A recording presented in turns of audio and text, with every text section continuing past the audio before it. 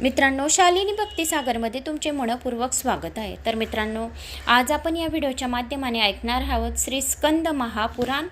तर नवरात्र सुरू आहे, गुढीपाडव्यापासून 9 दिवसाची नवरात्र, रामनवमीपर्यंत आपली नवरात्र असते।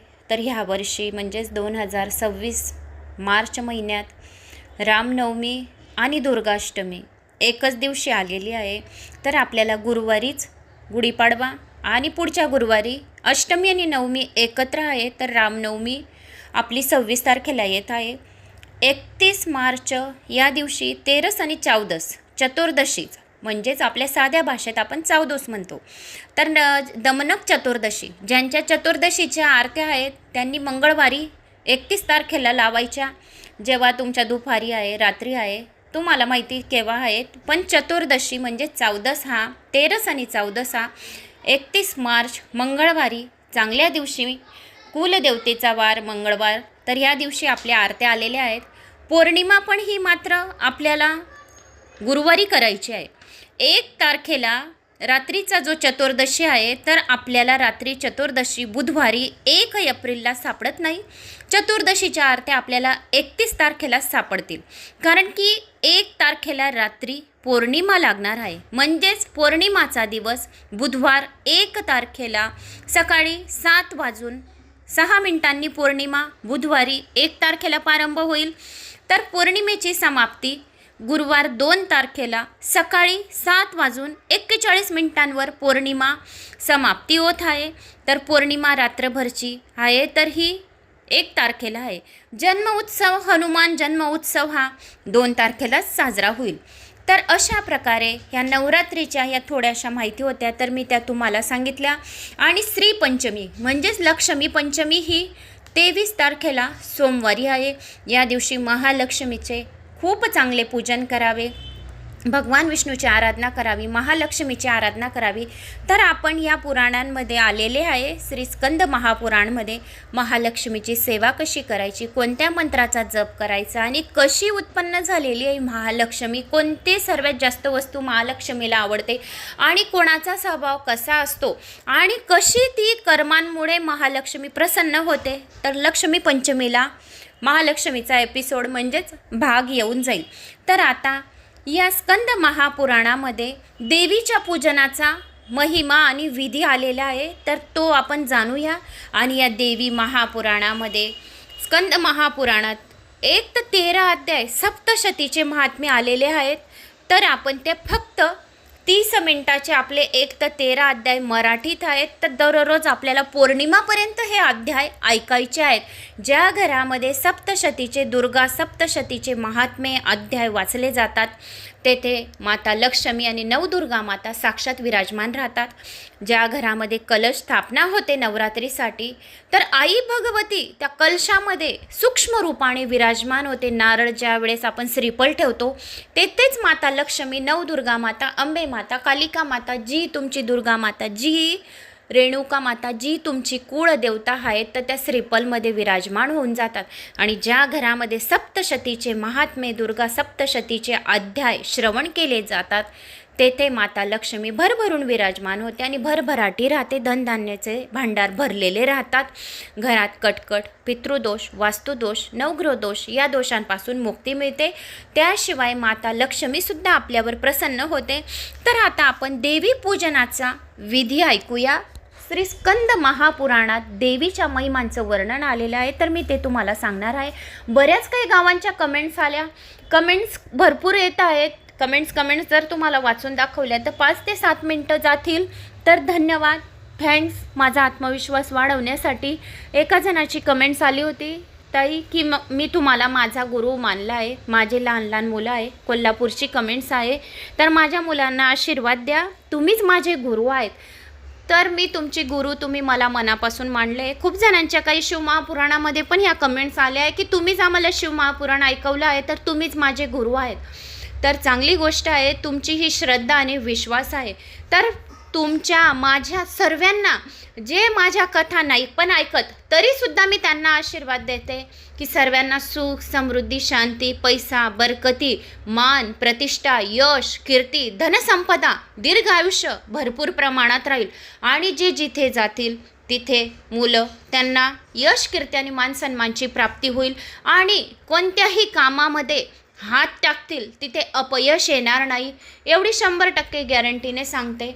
माझा हा आशीर्वाद तुमच्या मुलांना माझ्या मुलांना नक्की लागेल. माझी मुलगी बी डॉक्टर सर्जन आहे, भोपाळमध्ये गोल्ड मेडलिस्ट आहे ती पण. मुलगा माझा बी फार्मसीला आणि 2-3 बिझनेस आहे 2-3 बिझनेस आहे मुलाचे. फायनान्शियल वगैरे खूप चांगलं आहे. पण हे मला आवड आहे माझी कथा वाचायची पुराणं वाचायची. असं मला एक आवड आहे की बाय आपल्या या सनातन धर्माचे 18 पुराण आहेत तर आपण हे 18 पुराण आपल्या चॅनलला टाकूया.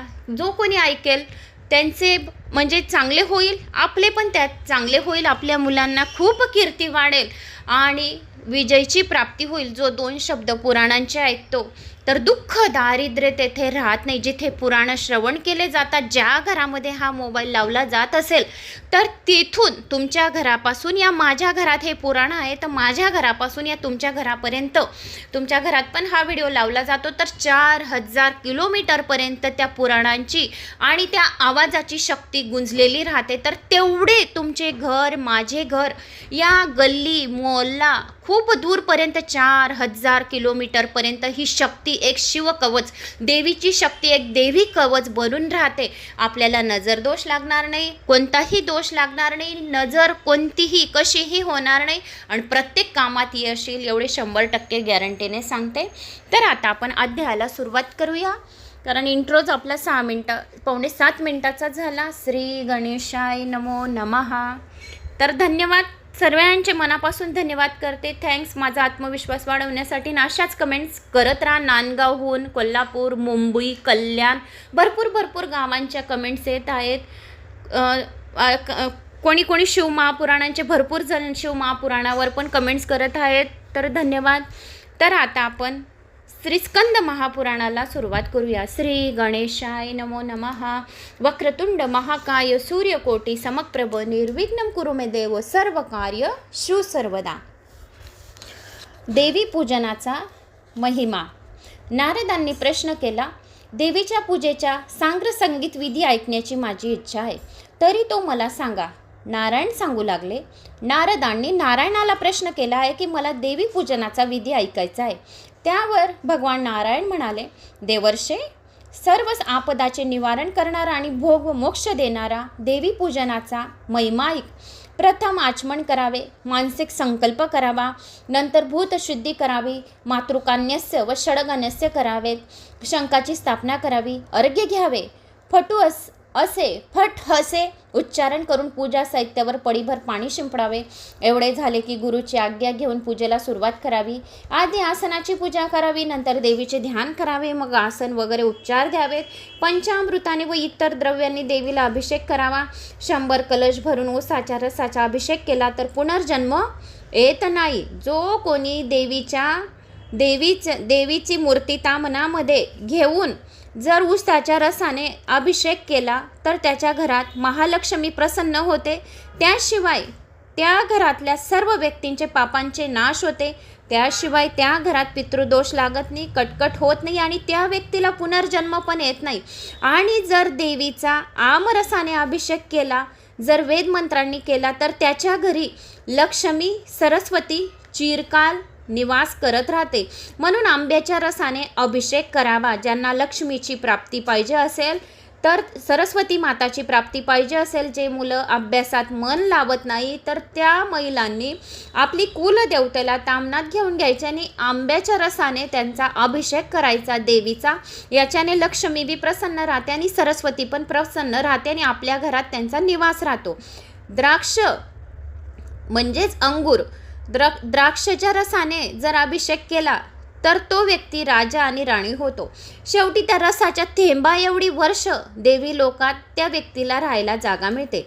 कापुराच्या अगर कस्तुरीचे पाणी वापरून अभिषेक केला तर 100 जन्माचे पाप जळून भस्म होते.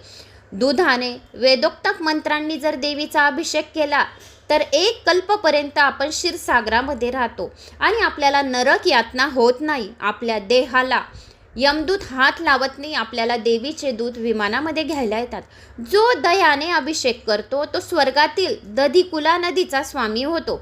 देवीच्या मूर्तीवर दयाने, तुपाने, मधाने, साखरेने जर अभिषेक केला मधुकुला नदीचा स्वामी होतो. 1000 घडे सुगंधित जल भरून अभिषेक करणारा इह परलोकी सुखी होतो आणि त्याचे पितृसुद्धा संतुष्ट होतात. 2 रेशमी वस्त्र अर्पण केले देवीला तर वायुलोकी निधिपती बनतो. काश्मीरी, चंदन, केशर, कस्तुरी गंध अर्पण करणारा तसेच अळीता अर्पण करणारा इंद्र होतो. साधूजनांनी विविध प्रकारची फुले वाहण्यास सांगितली आहेत. त्याप्रमाणे फुले व बेलाची त्रिदळे वाहणारा कैलास लोकात जातो. जो देवीला बेल वाहतो तो कैलास लोकात जाऊन राहतो. बेलाच्या 3 पानांवर रक्तचंदनाने म्हणजेच बेलाचं पानावर जर रक्तचंदन म्हणजे लाल चंदनाने रिम असे लिहून रिम भुवनेश्वराय नमः या मंत्राने जर जप केला आणि देवीला अर्पण केलं बेलपत्र ओम रिम असं जर आपण अर्पण केलं तर आपल्यावर देवी महालक्ष्मी सोबत कुलदेवतेचा आशीर्वाद प्राप्त होतो. आणि देवीला जर त्रिदले अर्पण करून अष्टलाल गंधाने अर्पण केले म्हणजे तो 1 मन्वंतपर्यंत देवी लोकात राहतो आणि 1 करोड त्रिदळाची पूजा करण्याचे त्याला फळ प्राप्त होते. आणि 1 करोड त्रिदळा पूजा करणारा ब्रह्मांडाचा सर्वात मोठा धनी होतो. अष्टगंध लावलेल्या 1 करोड कुंद पुष्पांनी पूजणारा एक प्रजापती होतो. प्रत्येक मोगऱ्याच्या फुलावर मायाबीज रिम असे लिहून जो मोगऱ्याच्या फुलावर रिम असे लिहून देवीला वाहील तो ब्रह्मदेवाच्या लोकामध्ये 1 करोडपर्यंत 1 वर्षपर्यंत तेथे राहील. आणि 10 कोटी अशी फुलं जर वाहिली तर तो विष्णू बनेल. 1 अब्ज फुले जर वाहिली तर हिरण्यगर्भ बनेल. अशाच विविध जास्वंद, बटूक, बंदूक, डाळिंब वगैरे फुले जर देवीला वाहिली तर त्यांचे फळ जे आहे ते संपूर्णपणे वर्णन करणे मला शक्य नाही. प्रत्येक ऋतूत मिळणारी फुले देवी सहस्रनाम उच्चारित व्हावी. नवदुर्गामध्ये देवी नवरात्रमध्ये या मंगळवार, शुक्रवार, पौर्णिमा, अमावस्या, प्रदोष, शिवरात्री, सोमप्रदोष, शनिप्रदोष काही चांगल्या तिथीवर जर देवीचे सहस्रनामे उच्चारून खिरीचा प्रसाद जर देवीला अर्पण केला तर महालक्ष्मी आपल्यावर खूप म्हणजे एवढी धनवर्षा देते की त्याचा मी उच्चार करू शकत नाही. महालक्ष्मी आपल्यावर खूप प्रसन्न होते.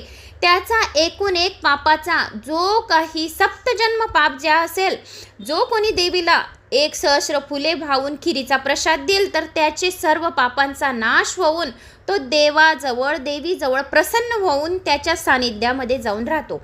पुढे अगुरू, चंदन, कापूर, लोभान, तूप, गुग्गळ यांचा एकत्रित धूप जर देवीसमोर जर जाळेल, जो नवरात्रीमध्ये चंदन, कापूर, लोभान, तूप, धूप, गुग्गळ जर एकत्रित होऊन जाळेल तो त्रैलोक्याचा अधिपती होईल. आणि देवी पुढे अखंड कापूर व दिवा लावेल. 9 दिवसपर्यंत तो सूर्यलोकी जाऊन राहील.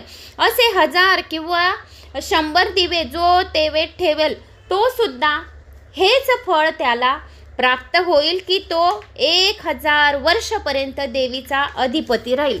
6 प्रकारची पक्वाने व इतर फळे यांचा पर्वताप्रमाणे नैवेद्य सोन्याच्या भांड्यातून अर्पण केला व देवीची तृप्ती केली तर जगाला तृप्त केल्यासारखे आहे.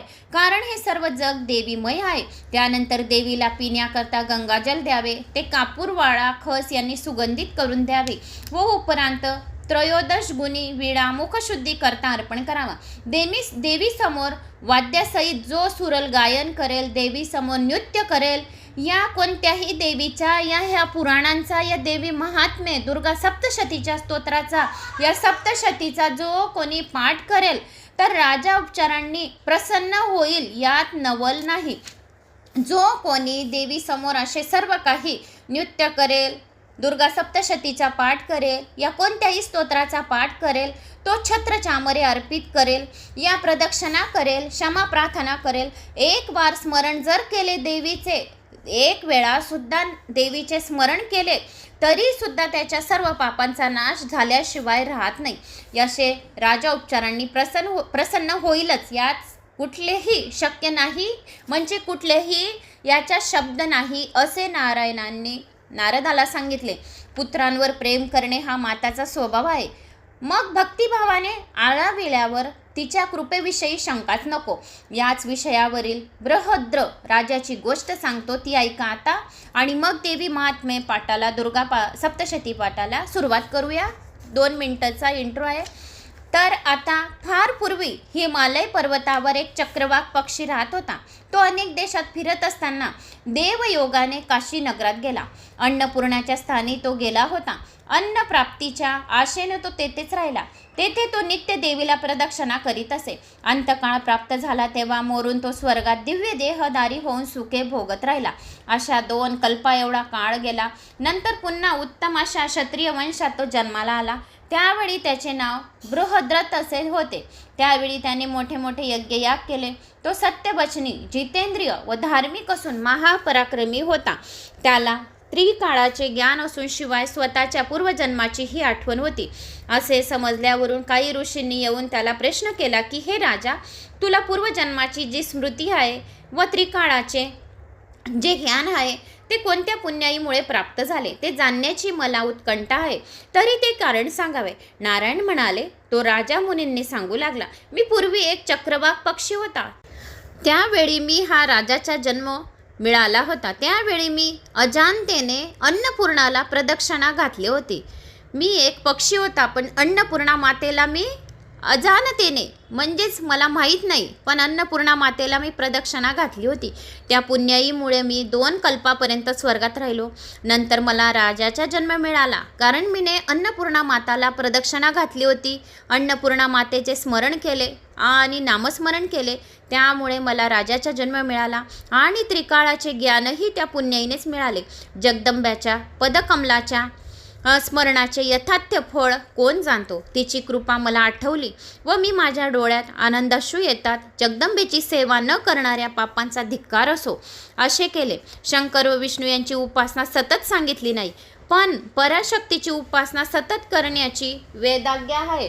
मी जास्त काही बोलत नाही, पण भगवतीची चरण सेवा केली पाहिजे. तिच्या सेवेपेक्षा श्रेष्ठ काहीच नाही. त्या साकारा आणि निराकारा शक्तीची सेवा केली पाहिजे असे नारायणाने नारदाला सांगितले. आता आपण देवी महात्मेला सुरुवात करूया. म्हणजे तुम्हाला यात समजलं असेल, एक चक्रवाक पक्षी राहत होता एक हिमालय पर्वतावर, पण त्याने काशी नगरात गेला. तो फिरत फिरत तेथे त्याने काशी नगरामध्ये अन्नपूर्णा मातेला माहीत नसून अजाणतेपणे त्याने अन्नपूर्णा मातेला एक गोल प्रदक्षिणा मारली. त्याचे फळ त्याला एवढे मिळाले की तो किती कल्पापर्यंत तेथे देवीच्या स्थानमध्ये राहिला. आणि त्याशिवाय तो मेल्यानंतर त्याला राजाचा जन्म मिळाला. म्हणून जो कोणी 2 शब्द कुठल्याही पुराणांचे ऐकतो तर तो कधीच दारिद्र्य आणि दुःखी आणि संकटात राहत नाही. त्याच्यावर साक्षात देवीचा आशीर्वाद राहतो. तर आता आपण सप्तशती देवी महात्म्य, दुर्गा महात्म्याला सुरुवात करूया. स्कंद पुराणामध्ये देवी महात्म्याचे वर्णन आलेले आहे. अध्याय 1, सप्तशती अध्याय, दुर्गा सप्तशती अध्याय 1. मार्कंड ऋषी म्हणाले, पूर्वी स्वरोचिष मन्वंतरात चैत्र वंशात जन्मलेला सुरात नावाचा राजा राज्य करीत होता. आपल्या मुलाप्रमाणे प्रजेचे पालन करणाऱ्या या राजावर एकदा महान संकट कोसळले. कोलाविंदसेनी नावाच्या शत्रूंनी त्या सुरत राजाशी युद्ध केले आणि त्याला जिंकले. दुर्दैवाने सुरत राजाचे प्रधानसुद्धा लोभी व नीच निघाले आणि राजाचा खजाना त्यांनी ताब्यात घेतला. तेव्हा राजा शिकारीच्या निमित्त करून एकटाच निसटला व एका घोर अरण्यात शिरला. त्या वनात एका ठिकाणी मेधा नामक श्रेष्ठ ब्राह्मणाचा आश्रम त्याने पाहिला. तेथे अनेक हिंस पशु आपल्या हिंसावृत्तीचा त्याग करून एकत्र राहिले होते. अनेक ऋषी व शिष्य त्या आश्रमात साधना करीत होते. त्या ऋषींनी सुरत राजाचा सत्कार केला. त्यानंतर आश्रमात एका निवांत स्थळी जाऊन राजा परिस्थितीचे चिंतन करू लागला. माझ्या राज्याला व नगराला मी मोकलो, पण माझे सेवक धर्मन्यायाने वागून प्रजेचा प्रतिपाळ करीत असतील का? माझे प्रधान लोभी झाल्यामुळे खजिना रिकामा होऊन कदाचित प्रजेचे हाल चालले असतील असे वाटते. या प्रकारे दुःख पूर्णपणे विचार करीत असताना त्या सुरत राजाला एक व्यक्ती दिसली राजाने त्याला विचारले, तुम्ही कोण? तुमचा चेहरा दुःखाने म्लान का झाला? म्लान? तुमचा चेहरा असा दुःखाने म्हणजे दुःखाने असा म्लान का झालेला आहे? असा दुःखी का दिसत आहे? म्लान का झाला? तेव्हा तो मनुष्य म्हणाला, महाराज, समाधी नावाचा मी वेश्य व्यापारी आहे. द्रव्यलोपाने दुष्ट झालेले माझे पुत्र व स्त्री यांनी मला घरातून घालवून दिले आहे.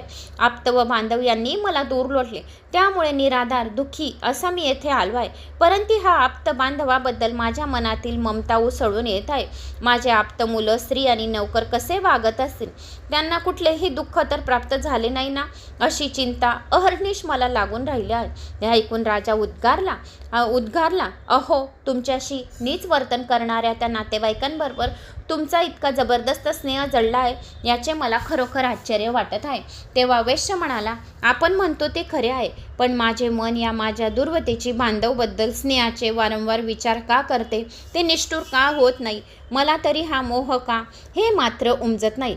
यानंतर ते दोघंजण मुनींजवळ गेले आणि स्वतःच्या संसारातील या आश्चर्ययुक्त स्नेहाबद्दल दोघांनी मोकळेपणाने त्याला सांगितले. राज्याबद्दल सुरत राजाची आपुलकी, गतवैभवाबद्दल ममत्व आणि समाधी वेश्याची निष्ठुर बांधवांबद्दल होड ही आश्चर्य कोणत्या कारणांनी असावीत याबद्दलचे स्पष्टीकरण मुनींनी केले. आणि मुनी म्हणाले, मनुष्य हे ज्ञानवान आहेत, हे खरे, पण पशु, पक्षी इत्यादी प्राणीही आहार, निद्रा, भय हे संसार याबद्दल ज्ञानीच असतात. त्यामुळे मनुष्य व इतर प्राणी या दृष्टीने समानच असतात. मुलांच्या पोषण करता सर्वार्थ वश होऊन आशेने माता पिता बद्ध होतात. मनुष्य प्राण्यातील आईबाप मुले आमचा पांग फेडतील, आम्हाला म्हातारपणी अंतर देणार नाहीत असा विचार करीत असतात. परंतु यात आश्चर्य नाही, कारण हा मोह उत्पन्न करणारी श्रीहरीची ही माया आहे. ही भगवान विष्णूंची योग निद्रा आहे. ही मायारूपी भगवती जगन्माता आहे. जगाचे पोषण तीच करते.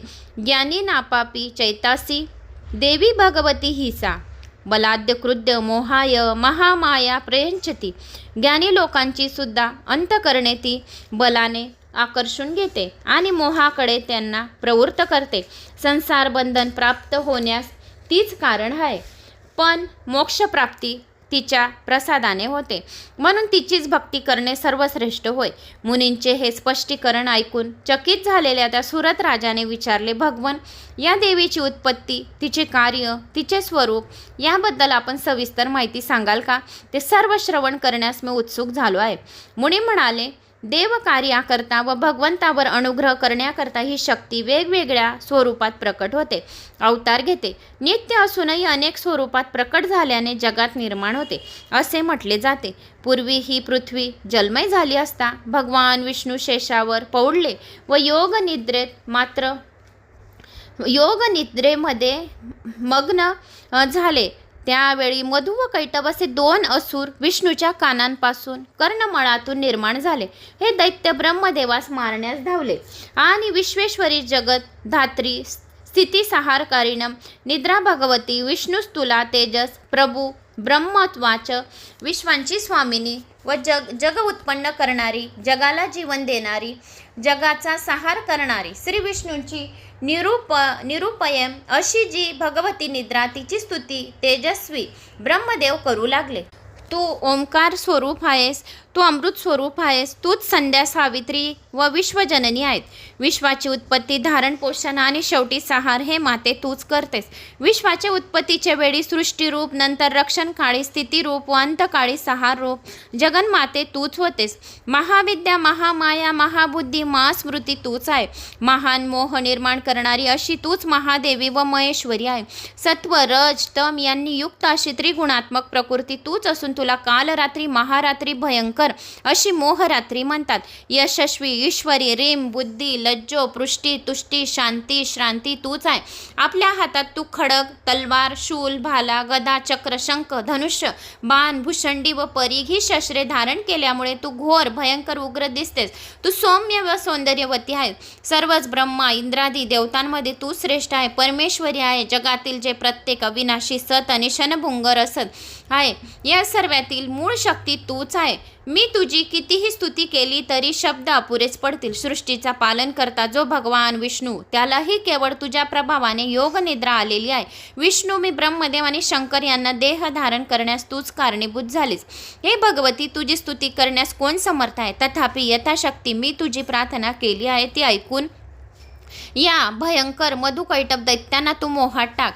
जगत स्वामी विष्णूंना त्वरित जागे कर आणि या राक्षसांना मारण्याची बुद्धी भगवंताच्या मनात उत्पन्न कर.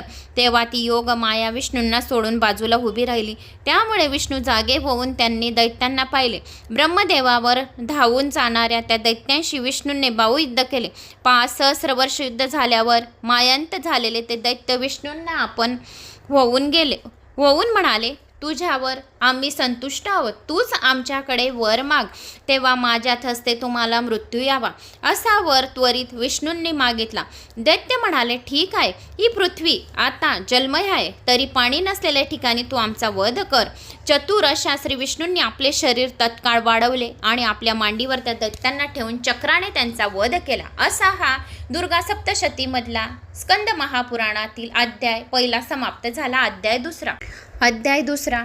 ऋषी म्हणाले, पूर्वी दैत्यांचा सेनापती जो महिषासूर, त्याने सर्व देवांना जिंकून त्याचे राज्य घेतले. तेव्हा सूर्यदेव इंद्रासह शंकर व विष्णू यांच्याकडे गेले. सर्व हकीकत सांगून महिषासुराचा पराभव करावा अशी त्यांना प्रार्थना केली. त्याबरोबर क्रोधाविष्ट झालेले विष्णू, ब्रह्मदेव, शंकराच्या मुखातून भयंकर तेज बाहेर पडले.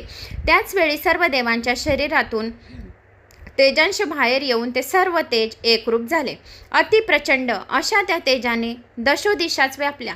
सर्व देवांपासून एकत्रित झालेले त्या तेजाची स्त्रीरूपी मूर्ती झाली. हे पाहताच देवांनी तिच्या हाती आपापली शस्त्रे वायुद्य दिली.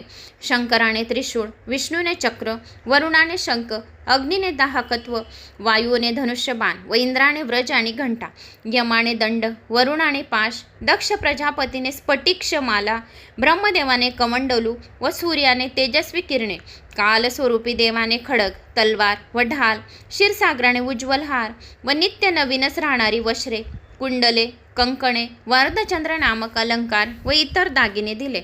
विश्वकर्माने तीक्ष्ण परशु व चिलखत, समुद्राने कमलहार, हिमालयाने सिंहवाहन व रत्ने, कुबेराने सतत भरणारे मद्यपात्र व शेषाने नागहार दिला.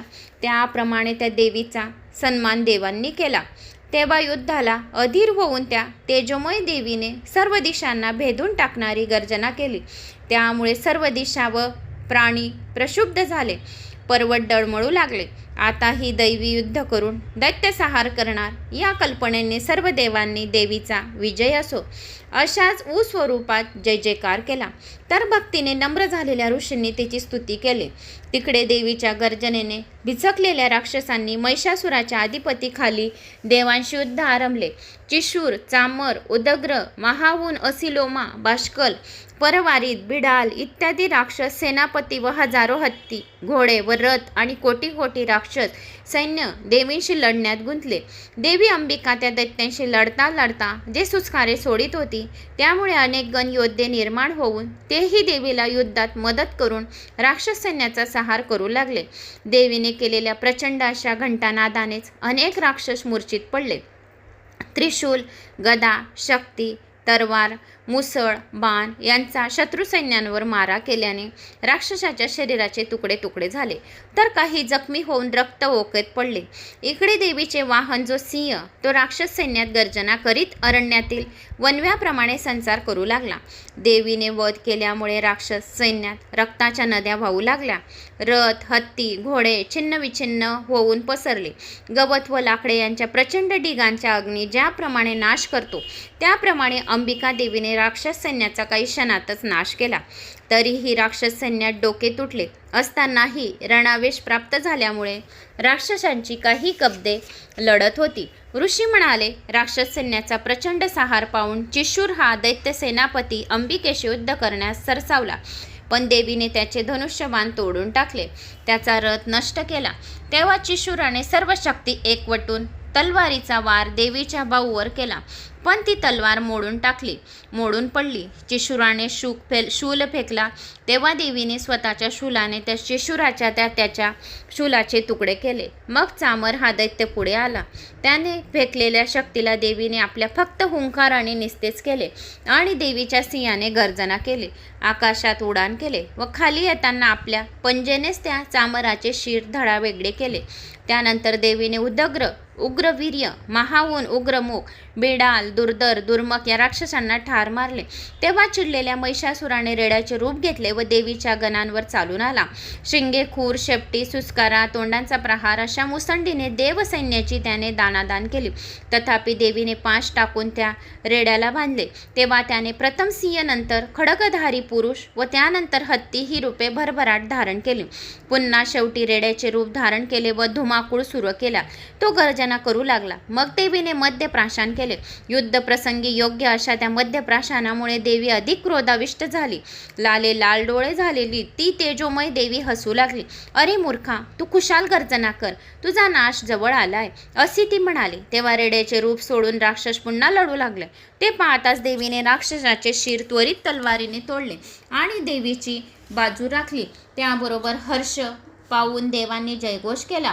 उदयस्तु उदयस्तु अंबे माताचा उदयस्तु असा जय जयकार केला. अध्याय 3 समाप्तम. अध्याय 4. मुनी म्हणाले, तो महापराक्रमी महिषासूर आणि त्याचे सैन्य यांचा नाश झाल्याने सर्व देवांनी त्या रणचंडिकेशी स्तुती केली. देव म्हणाले, सर्व देवगणांची संघटित शक्ती जिच्यात सामावली आहे, जिने हे जग व्यापले आहे, तिला आम्ही वंदन करतो. हे देवी, तू जगाचे पालन करतेस, अशुभांचा व भयांचा नाश करतेस. पुण्यवंतांच्या घरी तू लक्ष्मी म्हणून राहतेस, दुष्ट आत्म्याच्या घरी दारिद्र्य म्हणून राहतेस, ज्ञानीजनांच्या हृदयात बुद्धी म्हणून राहते, सज्जनाच्या घरी श्रद्धा म्हणून राहते, तसेच सर्व कुलवंतांच्या घरात लज्जा अशा स्वरूपात तू राहते. तुझ्या थोर पराक्रमाचे वर्णन करण्यास शब्द माझ्याजवळ अपुरे पडत आहेत. तू जगाची मूळ कारण आहे. सर्व जग तुझ्या अंशरूपाने बनले आहे. परमात्म्याचे चिंतन करणारे, मोक्षाची इच्छा करणारे, व्यक्तीची ब्रह्मविद्या तू आहे. षड्गुणेश्वरी युक्त भगवती तू आहे. विष्णूच्या अंतकरणातील लक्ष्मी तू आहे. शंकरांनी अंगीकार केलेली गौरी तूच आहे. तू रागावलेले सर्व कुळ समुदाय नष्ट करतेस, पण जग कल्याणार्थ तू आता प्रसन्न हो. दारिद्र्य, दुःख, भय यांचा नाश करण्यास तुझ्या वाचून दुसरी कोणी समर्थ नाही. सर्वोपकारणी तू सदैव दयाळू असतेस. दारिद्र्य, दुःख, भयहरणी, कात्वदनाय, सर्वोपकारणाय, सदार्धचित्ता. असत प्रवृत्तीच्या राक्षसांना तू युद्धात मारलेस, त्यामुळे त्यांना सुद्धा स्वर्गवास मिळाला. म्हणजे युद्धामध्ये पराजित होणाऱ्या या शत्रूविषयी सुद्धा तुझी बुद्धी चांगली असते. चितार्थ व कृपा, स्मरणगणात निष्ठुरपणा असे विरुद्ध गुण केवळ तुझ्यातच एकत्रित असतात. चित्ते, कृपा, स्मरणनिष्ठुरता व दुष्टा तदैव देवी वरदे भुवनत्रिपी.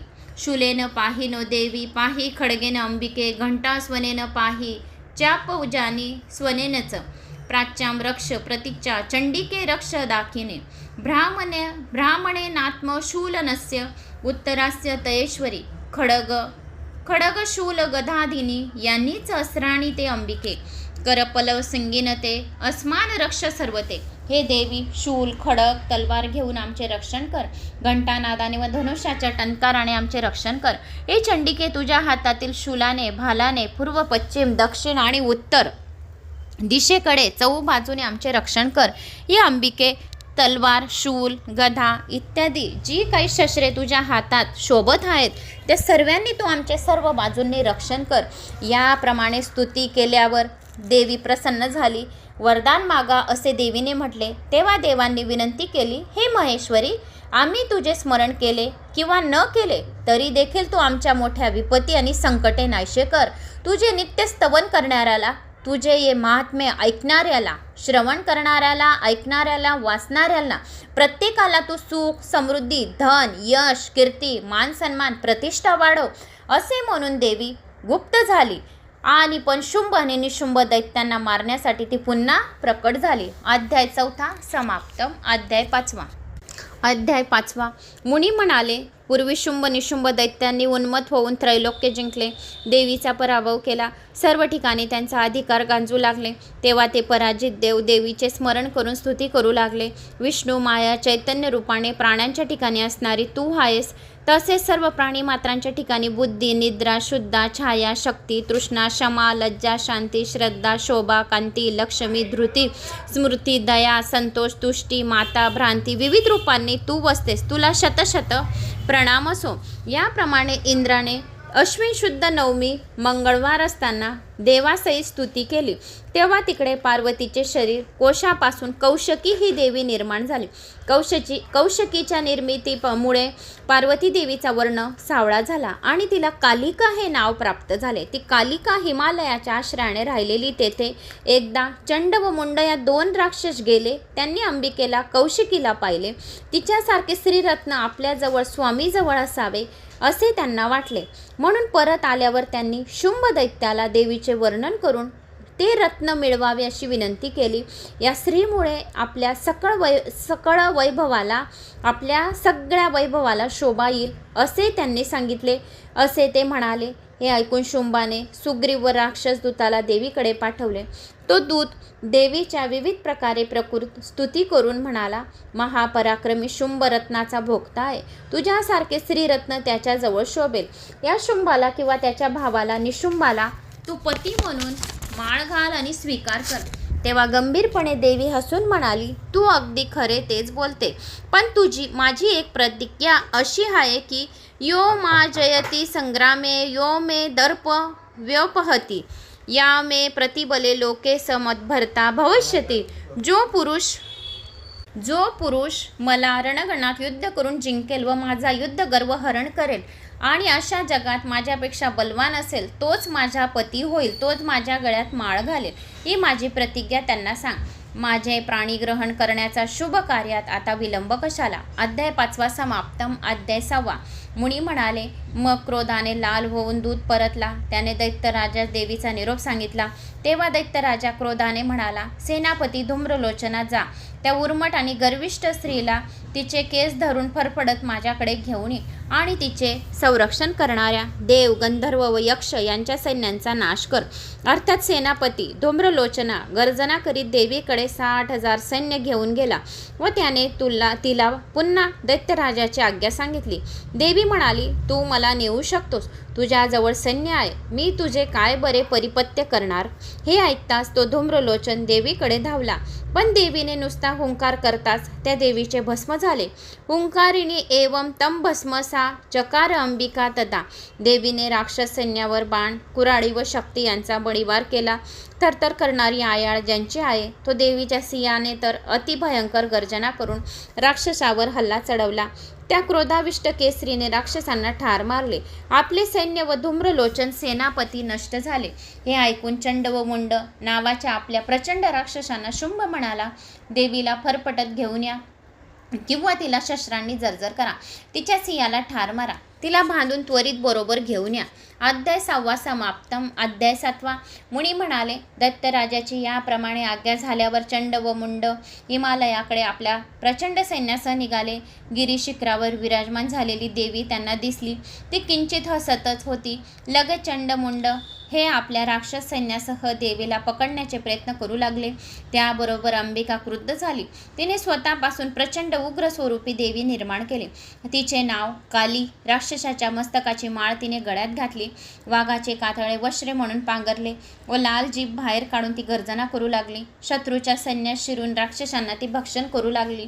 सर्व रथ, घोडे, योद्धे, हत्ती यांना उचलून स्वतःच्या जबड्यात टाकू लागली. राक्षसाची असे शस्त्रे व अस्त्रे दाताखाली धरून चूर्ण करू लागले. तेव्हा चंड राक्षस देवीच्या अंगावर धावला. मुंडाने युद्ध सुरू केले. त्या क्षणातच शनिदेवी भयानक हसली. तिने भयंकर गर्जना केली. चंडाचे केस हातांनी धरून त्यांचे मस्तक तिने छेदून टाकले. मुंड राक्षसाच्या तलवारीने वध केला. तेव्हा सर्व राक्षस सैनिक भयाने सैरावैरा पडत सुटले. नंतर चंडमुंडांची मस्तके हातात धरून ती काली अंबिकेकडे आली व म्हणाली, आता युद्धात तू शुंभ निशुंभांना ठार कर. मी चंडमुंड या दोन्ही पशूंना ठार मारले आहे. तेव्हा चंडिका कालीला म्हणाली, चंडमुंडाची मस्तके हातात धरून तू आलास म्हणून तुला चामुंडा हे नाव प्राप्त झालेले आहे. तर तेव्हा चंडिका कालीला म्हणाली, तू चंडमुंडांची मस्तके हातात धरून घेऊन आलीस म्हणून तुला चामुंडा हे नाव प्राप्त झाले. जो कोणी ओम ह्रीम चामुंडाय नमः या मंत्राचा ज्या घरामध्ये जप होईल त्या घरामध्ये धनधान्याने घर भरलेले राहील असे सांगितले. जे लोक तुला चामुंडा या नावाने पूजतील त्यांच्या घरात कधीही दुःख दारिद्र्य राहणार नाही. यस्मात चंडच मुंडच गृहत्वाम तम उपागता चामुंडा इति तत लोको ख्याता देवी भविष्यासी. भविष्यामध्ये म्हणून ओम चामुंडाय नमः या मंत्राचा जप करावा. अध्याय 7 समाप्तम. अध्याय 8. मुनी म्हणाले, चंडमुंडाचा वध झालेले पाहून शुंभ व कंबू नावाच्या सेनापतीसह ससैन्यसह देवीशी युद्ध करण्यास निघाला. ते पाहून चंडिका देवीने आपल्या धनुष्याचा टणत्कार केला. चारी दिशा व आवाजाने दुमदुमल्या आणि हातातील घंटेचा प्रचंड नाद तिने केला. तिला साथ देणारी काली गर्जना करू लागली. सिंह ही दशोदिशा भरून टाकणारी गर्जना करू लागला. तेव्हा राक्षस सैन्याने देवीला वेढा घातला. लगेच सर्व देवांपासून विविध शक्ती देवता निर्माण होऊन देवीच्या सहारता आल्या. ब्रह्मदेवापासून ब्रह्माणी, शंकरापासून माहेश्वरी, मोरावर बसलेली कौमराळी, गरुडावर बसलेली वैष्णवी, विष्णूंची वाराह, नृसिंहाची नारसिंह, इंद्रापासून इंद्री अशा देवता निर्माण झाल्या. देवता निर्माण झाल्या. हे पाहून शंकर चंडिकेस म्हणाली, माझ्या मनप्रसन्नतेसाठी सर्व राक्षसांना तू लगेच ठार मारून टाक. तेव्हा चंडिकेच्या शरीरातून अतिशय भयंकर आणि उग्र कोल्ह्याच्या ओरड्याप्रमाणे विचित्र गर्जना करणारी अपराजिता नावाची शक्ती निर्माण झाली. ती शंकरांना म्हणाली, माझा दूत होऊन तू त्या राक्षसांना निरोप सांग. माझा दूत होऊन तू त्या राक्षसांना निरोप सांग की इंद्राला त्यांचे राज्य परत द्यावे. स्वतःचा जीव वाचवायचा असेल तर इंद्राचे राज्य परत देऊन द्या. श्री शंकर तिचे दूत झाले. देवीचे दूत श्री शंकर झाले म्हणून तिला शिवदूती असे नाव प्राप्त झाले. शंकरांनी तिचा निरोप सांगितला पण ते राक्षस संतापून युद्ध करू लागले. सर्व देवी त्यांच्याशी युद्ध करून शत्रूंचा नाश करू लागले. काली शूल प्रहाराने लढू लागली. ब्रह्माणीने शत्रूवर कमंडलूतील पाणी शिपडून त्यांचा पराक्रम व तेज नष्ट केले. माहेश्वरी त्रिशूलाने, वैष्णवी चक्राने, कौमारी शक्तीने, ऐंद्री व्रज प्रहाराने, वाराही मुखाने, दाढेने तर नारसिंह नखांनी राक्षसांचे वध करू लागले. शिवदूतीच्या प्रचंड गर्जनेने राक्षस सैन्यच घाबरून पळाले. हा अनर्थ पाहताच राक्षसातील बलाढ्य रक्तबीज नावाच्या राक्षस पुढे येऊन लढू लागला. रक्तबीज जो राक्षस होता तर तो देवी पुढे येऊन लढू लागला. त्याला होणाऱ्या जखमांतून रक्तांचे थेंब पृथ्वीवर पडू लागले. त्या प्रत्येक थेंबांचा एक एक राक्षस निर्माण होऊ लागला आणि राक्षसाचे सैन्य वाढू लागले. तेव्हा हा प्रकार थांबवण्यासाठी चंडिका कालीला म्हणाली, हे चामुंडे, तू आपले मुख प्रचंड पसरून रक्तबीजाचे खाली पडणारे रक्त प्राशन कर व राक्षसाचे बीज गिळून टाक, म्हणजे रक्तबीज राक्षस नष्ट होतील. कालीने तसेच केले. तेव्हा रक्तबीज अशक्त झाला. त्यानंतर कौशकी देवीने केलेल्या शस्त्र प्रहाराने ते रक्तहीन होऊन मरण पडले.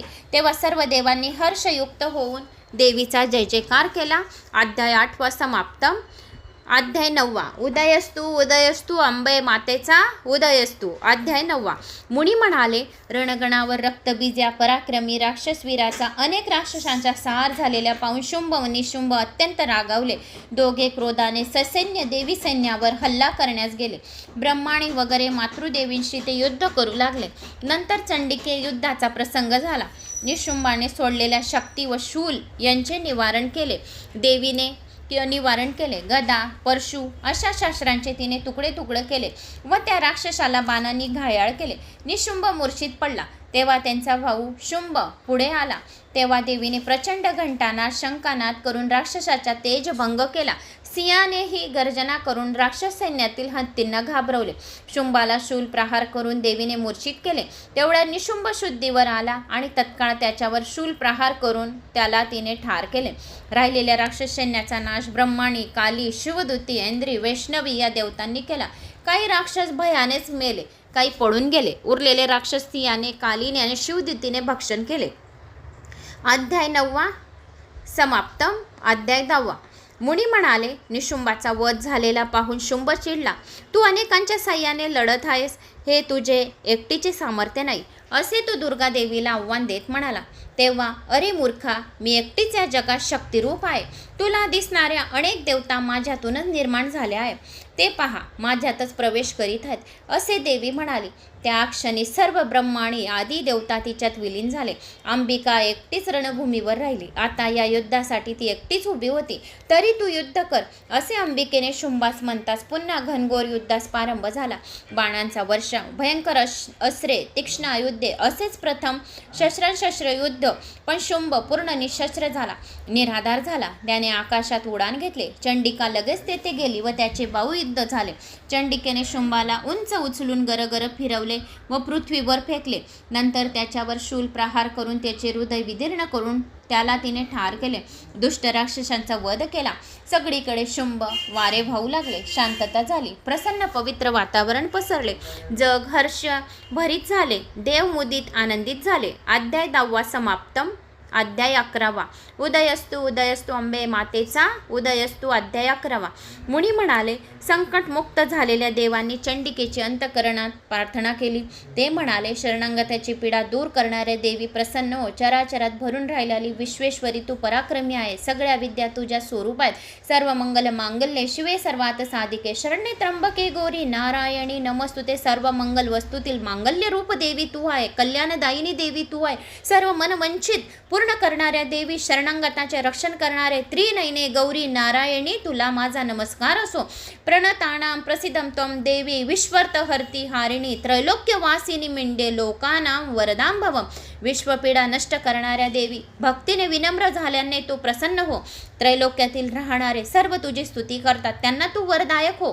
या प्रकारे स्तुती ऐकून देवीने म्हटले, देवगणांनो, इच्छित वर मागा. जगाला उपकारक असा वर मी तुम्हाला देईल, असे म्हणाली.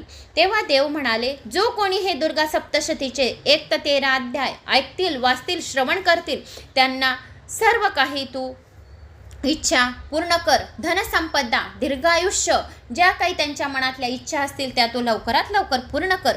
सर्व बाधा प्रशमन्य त्रैलोक्यस्य अखिलेश्वरी एकमेव त्वया कार्य अस्मदं वैरविनाशनम. हे विश्वाच्या देवते, सर्व बाधा दुःख शमन करणार, आमच्या शत्रूंचा नाश कर, हे तुझे कार्य आहे. देवादेवीने म्हटले, तथास्तु. तुझे जे शत्रू असतील ते नक्की नष्ट होतील. तसेच होईल. वैवस्त मन्वंतराच्या 28व्या युगात मी यशोदा व नंद यांच्या घरी गोकुळात जन्म घेईन. राक्षस संहार करीन. त्यावेळी विंध्य पर्वतावर राहीन. त्यानंतर वैप्रिच दानवांचा वध करण्यास मी पुन्हा अवतार घेईन. त्यावेळी मला रक्तदंतिका हे नाव पडेल. पुढे 100 वर्षांच्या अनावृष्टीमुळे पृथ्वीवर ऋषी माझे स्मरण करतील. त्यांना मी 100 डोळ्यांनी अवलोकन कृपा करेन. शताक्षी या नावाने तेव्हा मला ओळखतील. पुन्हा वृष्टी होईपर्यंत माझ्या देहांपासून निर्माण झालेल्या प्राणरक्षक शाखांनी भाजांनी सर्व जगाचे पोषण मी करेन. मला त्यावेळी शाकंभरी असे नाव प्राप्त होईल. नंतर दुर्गम राक्षसाचा वध केल्यामुळे दुर्गादेवी मला नाव प्राप्त होईल आणि दुर्गादेवी या नावाने प्रसिद्ध होईल. दुर्गादेवी या नावाने मी प्रसिद्ध होईल. तदनंतर भीम भयानक असे रूप धारण करून मी हिमालयात ऋषीचे रक्षणासाठी राक्षसांना भक्षण करीन, म्हणून लोक मला भीमा म्हणतील. असंख्य भ्रमर रसमुदायकतम भ्रामर रूप धारण करून मी अरुण नावाच्या राक्षसाला ठार करेन, म्हणून मला लोक तेव्हा भ्रामरी हे नाव म्हणतील. याप्रमाणे मी वेळोवेळी तुमच्या इच्छेने राक्षसांचा संहार करेल. उदयस्तु उदयस्तु अंबे मातेचा उदयस्तु. अध्याय 11 समाप्तम. अध्याय 12. मुनी पुढे म्हणाले. देवी म्हणाली पुढे. मुनी म्हणाले. देवी पुढे अजून म्हणाली, माझे महात्मे अष्टमी, नवमी, चतुर्दशी, अमावस्या, पौर्णिमा या दररोज जे कोणी चांगल्या तिथींना श्रवण करेल, जे जे भक्तीने श्रवण करतील, ऐकतील, वाचतील, कोणाला सांगतील, शेअर करतील, त्यांचे दोष मी नाहीसे करेल. त्यांना आपत्ती व दारिद्र्य त्रास देणार नाही. त्यांना संकटे अजिबात येणार नाही. माझे हे महात्मे नित्य एकाग्र चित्ताने पठन करणाऱ्याला, श्रवण करणाऱ्याला, जेथे हे महात्मे पठन श्रवण चालू असते तेथे माझे वास्तव्य कायमस्वरूपी राहते. मी तेथे त्या घरामध्ये कायम राहते. अश्विन महिन्यात चैत्र नवरात्रीत माझी महापूजा करून त्यावेळी माझे हे महात्मे पठण श्रवण करणाऱ्यास कुठलीही पीडा होणार नाही. दीर्घ आयुष्य प्राप्त होईल. धनसंपदा प्राप्त होईल. सर्व बाधा विमुक्त धनधान्य समर्पिणम मनुष्यमत प्रसादेन भविष्यतीन संशया.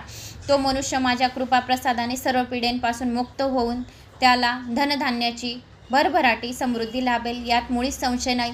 सर्व प्रकारच्या संकटात माझे हे महात्म्य श्रवण करणाऱ्यास त्यामुळे वाईट स्वप्नांचा नाश होईल, वाईट स्वप्नांचे पडताळे शुभ होतील. हवालदिल झालेले, मतभेद झालेल्या समाजात या महात्म्य वाचण्याने, श्रवण केल्याने ऐक्य निर्माण होईल. सर्व प्रकारच्या संकटात माझे देवी महात्म्य स्मरण करतात मनुष्य सर्व संकटातून मुक्त होईल. भूत पिशाच शत्रुनाश पावतील. याप्रमाणे महात्म्य कथन करून देवी गुप्त झाली. मुनी म्हणाले, हे राजा, याप्रमाणे देवी वारंवार अवतार घेऊन जगाचे परिपालन करेल. हे विश्व तीच उत्पन्न करेल, त्यातील लोकांना मोहित सुद्धा तीच करते. तिच्याकडे याचना केली तर ती विज्ञान समृद्धी या गोष्टी संतुष्ट अंतकरणाने देते. महादेवी महाकाली महामारी या स्वरूपाने तिने सर्व ब्रह्मांड व्यापले आहे. प्रलयकाली तीच लोकांची संहार करणारी महामारी होती.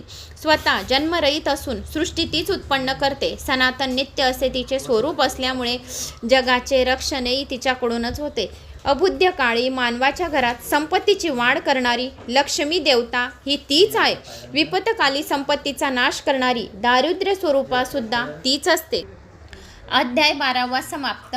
शेवटचा अध्याय 13वा. अशा प्रकारे देवी महात्म्य सांगून मेधा ऋषी म्हणाले, हे सुरत राजा, देवीची माया आता तुला कळली असेलच, म्हणून त्या परमेश्वरीलाच तू शरण जा.